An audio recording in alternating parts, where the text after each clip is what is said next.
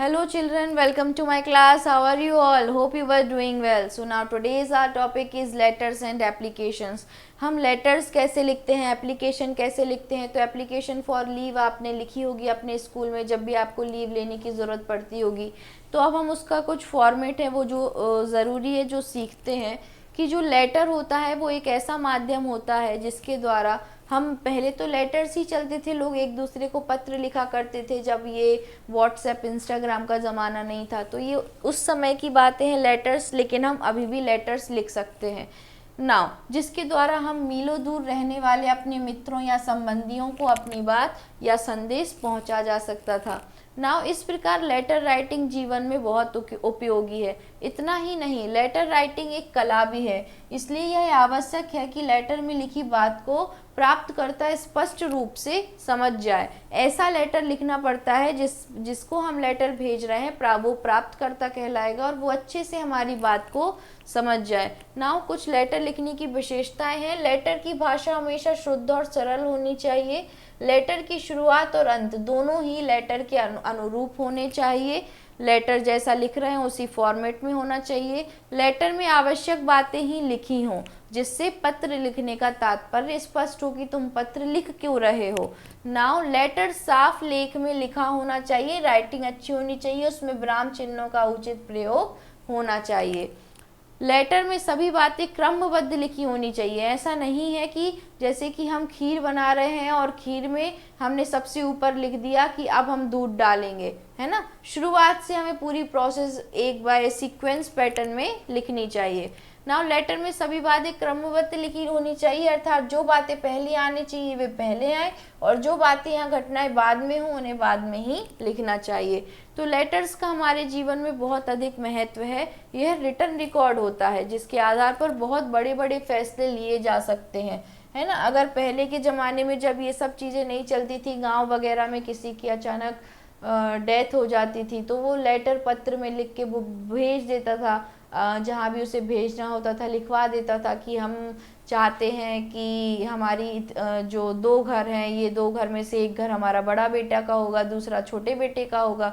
तो वो document court में भी लीगल हो जाया करते थे क्योंकि रिटर्न हुआ करते थे, है ना. अभी तो चीज़ें अलग हैं, अभी उतना वो नहीं है, बट ये प्रीवियस बातें हो रही हैं नाउ. क्योंकि अगर उसने मुंह से बोला तो उसका तो वैसे ही कोई रिकॉर्ड नहीं होता, मुंह से बोली गई बात रिकॉर्ड में नहीं रखी जाती है. नाउ लेटर्स दो प्रकार के होते हैं अनटिल एंड अनलेस हम उन्हें रिकॉर्ड करके रखें. तो फॉर्मल लेटर्स होते हैं, इनफॉर्मल होते हैं. फॉर्मल लेटर्स में क्या क्या आता है, जैसे कि हमें प्रिंसिपल को एप्लीकेशन लिखनी है, एप्लीकेशन फॉर अपॉइंटमेंट, किसी को जॉब लगी है तो अपॉइंटमेंट के लिए, एडिटर के लिए या न्यूज़पेपर के लिए हमें लेटर लिखना है. गवर्नमेंट ऑफिशियल्स, कोई भी गवर्नमेंट ऑफिसर्स को लेटर लिखना है या बिजनेस लेटर लिखना है. तो ये सब आते हैं हमारे फॉर्मल लेटर्स में. नाउ इनफॉर्मल लेटर्स में क्या आते हैं, तो इनफॉर्मल लेटर्स में आता है जैसे कि माता पिता के लिए, भाई बहन के लिए, मामा आदि सभी सगे संबंधियों, मित्रों एवं परिचित व्यक्तियों को लिखे जाते हैं जो पर्सनल होते हैं और प्राइवेट लेटर्स भी कहा जाता है. तो इनको लिखते समय ध्यान रखना है कि लेटर्स में जैसे मदर फादर और एल्डर्स को लिख रहे हैं, अगर हम किसी बड़े को लिख रहे हैं तो उसमें हम क्या लिखते हैं, माय डियर मदर और डियर मदर लिखना ज़रूरी है. योर अफेक्शनेटली लिखना भी ज़रूरी है. अगर ब्रदर सिस्टर यंगर जनरेशन जो भाई बहन है, फ्रेंड्स हैं, उनको लिख रहे हैं तो उनका सीधा नाम लिखते हैं, माय डियर सुरेश और डियर सुरेश और yours ever.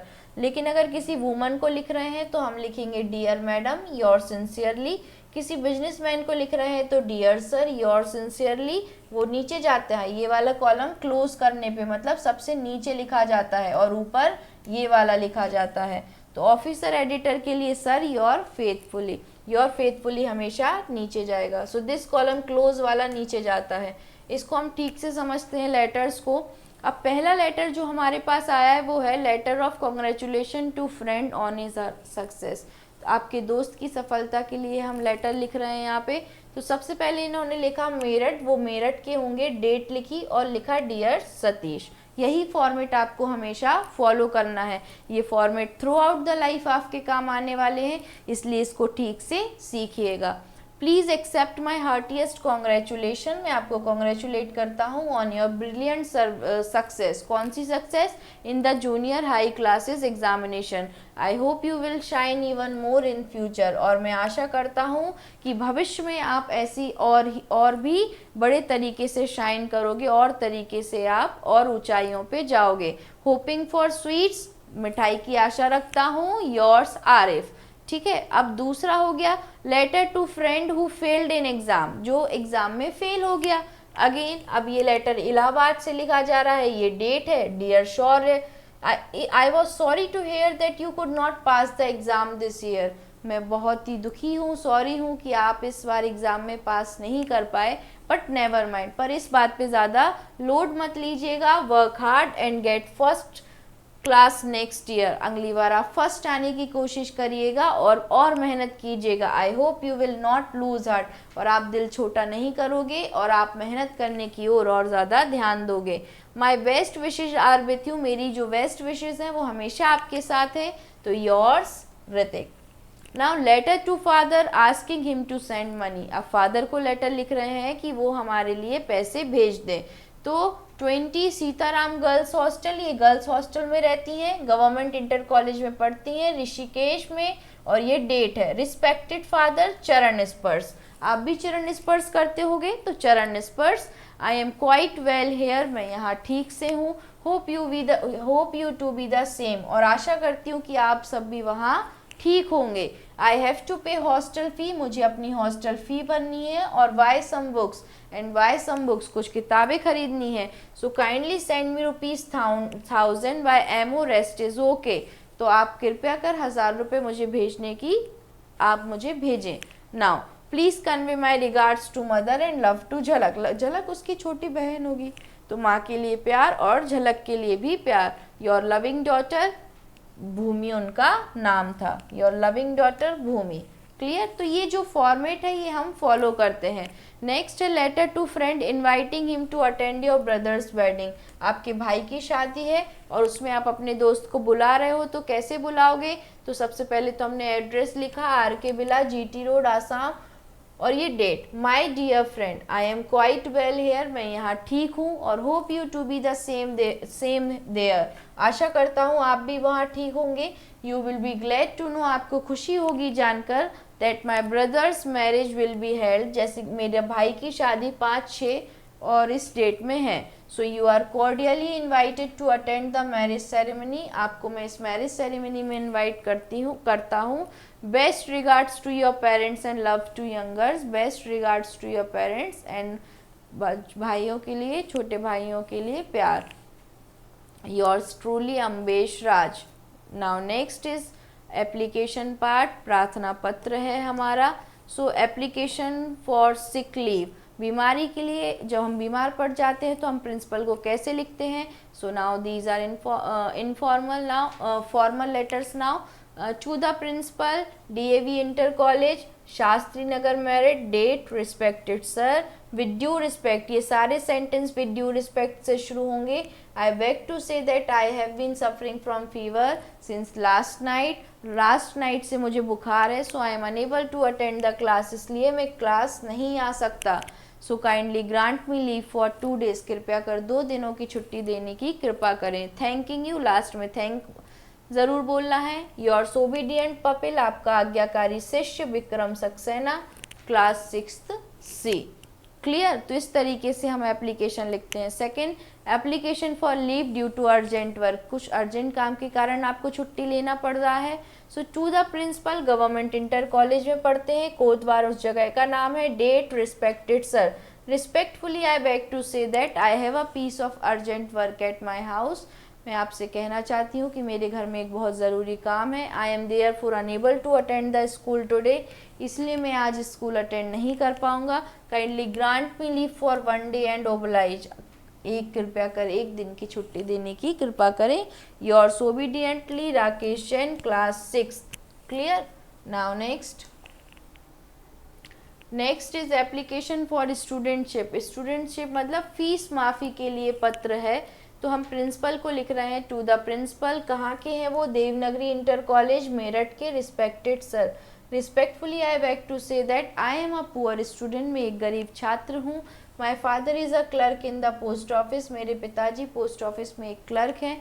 He is unable to पे माई फी, वो मेरी फ़ी भरने में असमर्थ हैं। So therefore I request you to grant me free studentship and oblige, तो जो स्कॉलरशिप होती है स्टूडेंटशिप, कृपया कर आप मुझे वो देने की कृपा करें। Yours obediently Somesh chain, class 6A। Clear. Now next is application for transfer certificate. Transfer certificate that means TC, जब आप स्कूल चेंज करते हो तो टीसी की ज़रूरत पड़ती है ना, वही है। तो कैसे लिखते हैं हम? टू द प्रिंसिपल, आप अपने स्कूल का नाम लिखोगे, जगह लिखोगे कि वो कहाँ है। Respected sir, most respectfully I beg to say that my father, मेरे पिताजी जो कि क्या है, who is an engineer in PWD, PWD में इंजीनियर है। Has been transferred to Meerut, उनका ट्रांसफ़र मेरठ हो गया है। So I therefore request you to kindly issue me transfer certificate, इसलिए मैं रिक्वेस्ट करता हूँ कि आप कृपया कर मुझे ट्रांसफ़र सर्टिफिकेट इशू करें।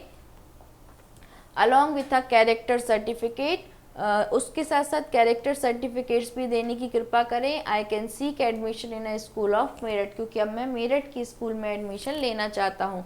Thanking you, yours obediently Sumer Singh, class 6। Clear. Now next we have a exercise part, this you have to do it by yourself. मैं आपको एक्सप्लेन करती हूँ। फर्स्ट में आपको बहन की शादी पर अपने मित्र को बुलाने के लिए पत्र लिखना है। So write a letter to your friend inviting him to your sister's wedding. Second आपको लिखना है write a letter to your father, अपने पिताजी के लिए लेटर लिखना है telling him about the result of your examination, आपके एग्ज़ाम का रिजल्ट कैसा रहा।